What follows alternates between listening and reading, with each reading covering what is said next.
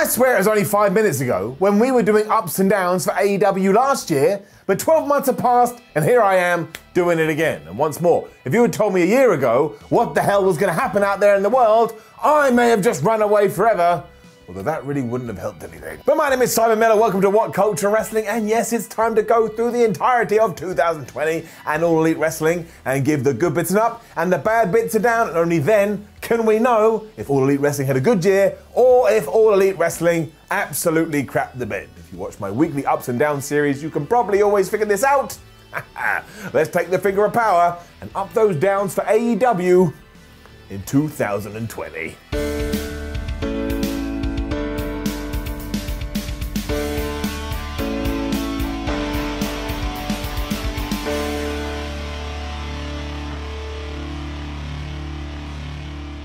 Okay, just a quick random note from me. I know I'm dressed differently and it's completely not consistent, but I don't care about that. When we did record the ups and downs for AEW, Brody Lee hadn't passed away, and I don't think anybody could have seen that coming. It was incredibly tragic.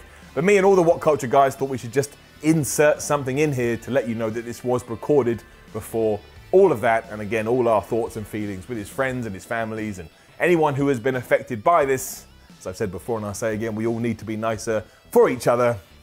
Enjoy the video. Let us start where we have to start. One of the best and one of the most out of nowhere new characters that I never saw coming. That's right, I'm talking about Britt Baker, and she's getting it up. At one point, she was meant to be the quintessential babyface in AEW, but then she turned heel on Chris Jericho's boat, and let's not pretend otherwise, cut some of the best promos in the entire company. And this is a company that has the likes of Cody Rhodes, Eddie Kingston, Jon Moxley, Kenny Omega, Chris Jericho. I mean, she has been on fire, and it's been damn exciting to see. It's how much of a goof she is that absolutely makes this work, especially because she's just tied up into her own life and the fact that she just so happens to be a dentist. A little bit of trivia for you.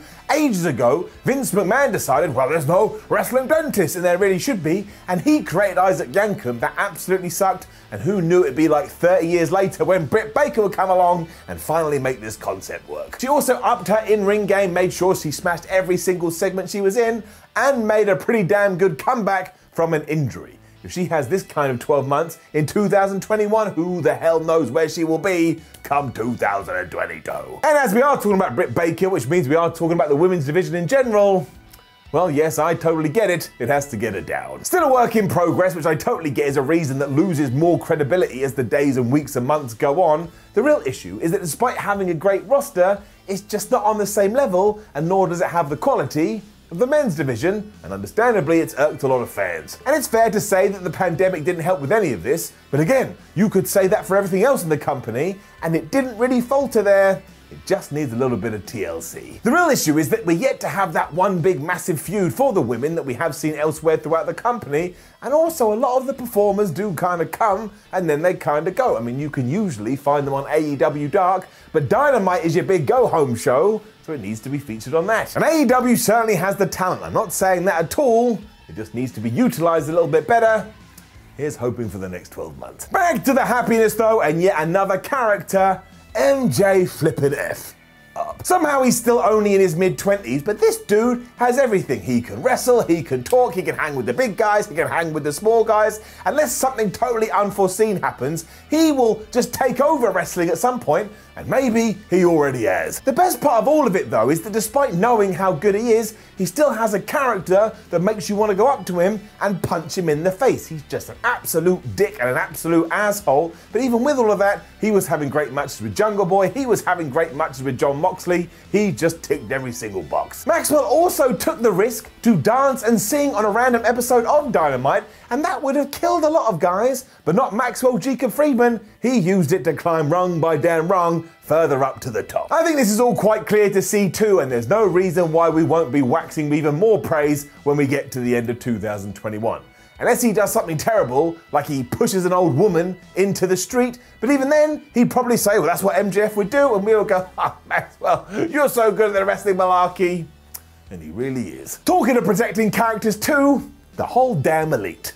up. Because the big criticism when AEW first started is that Kenny Omega and the Young Bucks, and to a lesser extent Hangman Page, weren't treating themselves like the stars of the promotion, and this was the worst thing ever, and it was going to see AEW burn down in flames. What we should have been talking about is that amazingly, especially in wrestling, all these dudes were more concerned about getting other people over, knowing that their time would come eventually. As it turned out, 2021 was their time. And all of that was put in place throughout 2020 as Kenny Omega became the AEW World Champion, the Young Bucks became the AEW Tag Team Champions, and even though Hangman Page hasn't won the big one yet, you can already see it's going to happen at some point. And honestly, who has more depth in their character than this cowboy? I'm just going to sit here and wait and look at my imaginary watch, which means I'm just staring at my wrist. You've got even more evidence for that too, because look at all the other little bits that these guys have to go and sort out. Who the hell attacked Jon Moxley? What are FTR planning? And will Hangman Adam Page actually join the Dark Order? The Bucks are also going to have to try and handle all these challenges from all these young teams, and there's no two ways about it now. These guys are at the top of the top, which is where we all wanted them to be. It really did make for an awesome year, as did Cody Rhodes' TNT title run. Tying into the phrase that it's the man that makes the title, Cody took this championship belt and straight away said to himself and said to all of us, you better believe in this is important, and just in case you're still on the fence, I'm gonna show you why. Because he had matches with everybody, Sonny Kiss, Scorpio Sky, Jake Hagar, Eddie Kingston, Ricky Starks, and if you want to say when it comes to the latter two, it was because of these bouts why they got a job in All Elite Wrestling. Well, who the hell's going to argue that? You also had that surprise when Brody Lee absolutely killed him before Cody came back to get his revenge, before eventually dropping it to Darby Allin and making him a bigger star in the process. And if you don't think that all of this helped, well, you're probably that guy. And just to sum it all up too, who tells better stories in their matches than Cody Rhodes? I think the answer is no one. He had a flawless run. And staying with gimmicks too, there is another avenue that we need to address. And I don't like doing this, but I'm very honest and I'm a very transparent guy, and I've heard what you've been saying, and I'm a man of the people.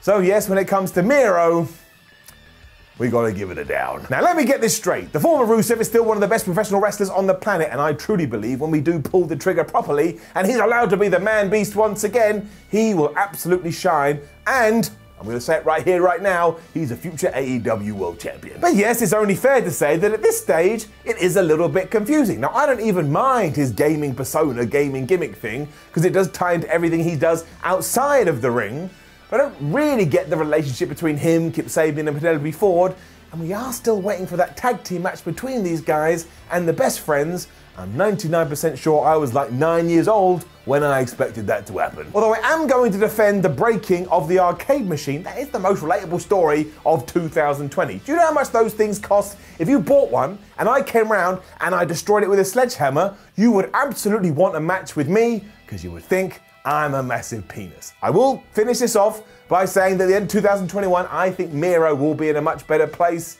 But yeah, been a little bit of a bumpy ride. And right, after all that, into my time machine we go. And what the hell am I talking about? Well, when All Elite Wrestling was just starting, I made a video here on WhatCulture Wrestling saying maybe this is when tag team wrestling becomes really important in the Western market again. And boy, howdy did they prove me right. I mean, they were going to do this anyway. It had nothing to do with me, of course, but it's getting it up. Such is the momentum of the Division 2 that eventually it is going to main event a pay-per-view and nobody's going to say anything. They'll just be like, well, of course it does. I'm invested in the tag team division. And of course you had that match between Hangman Page and Kenny Omega taking on the Young Bucks, which many people are still saying, well, I think that's the best tag team match ever. And even if you don't agree, the fact that one person said it means something. Outside of that, you had great matches everywhere and pretty much a new team debuting every week. I mean, you could even say that AEW did it too much. But it did mean that we established teams like Butcher and the Blade, the Jurassic Express, SCU, you could throw FTR in there, while also building new teams like the Varsity Blondes, Top Flight, and the Acclaimed. I mean, this is some good damn work. I mean, we all wanted tag team wrestling back in a big way, and now it's just been rubbed into our face, and I've decided to bathe in it throughout all of 2021. I'm gonna smell great. And as we are here, everything we have talked about shouldn't have been possible either. We entered a pandemic back in April 2020, and if wrestling had crashed and burned, you would have just had to have shrugged your shoulders and gone, of course, but that didn't happen, and AEW deserves credit for keeping it alive. up. Don't forget that it was All Elite Wrestling that was pretty influential throughout this whole process too. I mean, who moved the camera to a new position so you couldn't even see there weren't fans in attendances, and who said to the rest of their roster, well, why don't you just go stand around the ring and make a bunch of noise so we have some atmosphere? And on that note, shout out to Austin Gunn. He's been cheering his lungs out for months. They also had to think outside the box creatively, which is why we got the likes of Stadium Stampede. I love that nonsense. You got that crazy Falls Count Anywhere match between the Young Bucks and the Butcher and the Blade. And the Best Friends versus Santana and Ortiz was not only called by many the best street fight I've ever seen, but also given 5 stars in the Wrestling Observer. And I know you don't care about the Wrestling Observer, but a fact is a fact. If we had arrived at this point and gone, oh well, AEW had kind of a mediocre 12 months, we all could have understand why, but we didn't. And in fact, it's been damn fabu. And then there is Jon Moxley. And I've been thinking about this all day. And you know what? It's not just an up. It's a golden up. I mean, come on, if I had told you 2 years ago that this was the future for Dean Ambrose, you would have found out where I lived, you would have knocked on my door, and you would have beaten the absolute hell out of me and just punched me in the head over and over. And even when you got taken to court and told the judge your story, he would have gone, nah, that does sound pretty stupid, and you would have been let off. And this wasn't because Ambrose was crap either, far from it. But one of the last things we saw him do in WWE was wear a gas mask while a doctor shoved things up his ass. And I laughed while I was making notes for this. I laughed out loud. What a stupid gimmick. Not every wrestler in the world would be able to come back from that. But not only did he come back, he became Jon Moxley and became one of the best baby faces throughout wrestling. He did all of that too without pandering. Much like Stone Cold Steve Austin, he knew who he was, he knew he was an ass kisser, and he just went out of his way to come across as so darn believable. He was also an ass kicker that somehow generated sympathy, and he told you over and over again, look, I'm not a good guy, I'm not a good guy at all, and that made you like him even more. Plus he announced that he was going to become a dad during a promo. That should have been cheesy and corny as hell, but the Mox doesn't do cheesy and corny, he just does, I don't know, super duper cool things. And the fact that I've just called it a super duper cool things means that I am never going to be super duper cool, but that's fine. I can just look and watch and learn from Jon Moxley.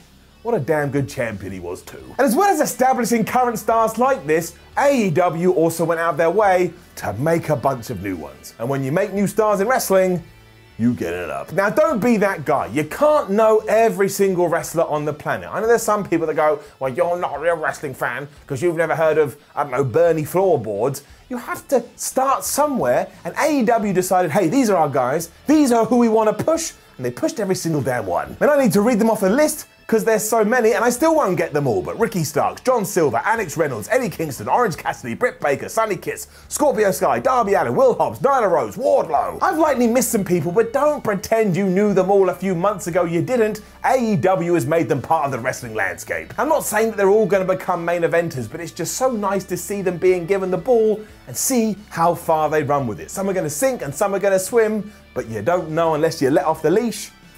And that is enough puns and cliches for now. And just to keep it nice and simple, 2 words. Kenny Omega. Up. We don't even need to spend too long on this. I think that Kenny Omega is one of, if not the best wrestler in the world, and everything he's been doing with Don Callis as he invades other promotions and apparently scours the globe looking for titles, it's just so interesting. Even if it does just end with Kenny Omega, Gallows and Anderson taking on Rich Swann of the Motor City Machine Guns at Impact's Hard to Kill event, that will be enough for me because I never even thought it would be possible. But the Cleaner never has bad matches, he's totally embraced this evil size, and he just fits like a glove at the top of the company. Plus, we're only just getting started, and if you're moaning about any of this, you're probably the guy, like if Tony Khan reached out of his TV screen, dragged you in and went, you're gonna be the new AEW World Champion, you would go on Reddit and go, I don't think I'm ready. You're just that person, and I cannot wait to see what Kenny is gonna do in 2021. Maybe he really will make history. And just to wrap things up too, we have a first here on Ups and Downs, because I'm just going to mention a bunch of things and all of them are going to get combined up, because they deserve it. But there was Team Taz, Eddie Kingston, the man who makes wrestling real, Tony Khan for proving the doubt was wrong, Serena Deeb, Abaddon, Wardlow, Thunder Rosa, Sting, Private Party, and no doubt a bunch of others that I've forgotten about. But my point is, whether you like it or not, AEW just had a great year. Now don't forget to leave a comment below and let us know what you think about AEW, what ups have you got and what downs have you have. Have I missed anything? That's why you gotta let me know. Like the video, share the video and subscribe. Head over to WhatCulture.com, read yourself some articles, follow WhatCulture on Twitter, WhatCulture WWE, and watch more videos here on WhatCulture Wrestling. My name is Simon from WhatCulture. Thank you very much for checking it out. And look, of course, we're going to do ups and downs for WWE too. That's just what we do. And I will see you then.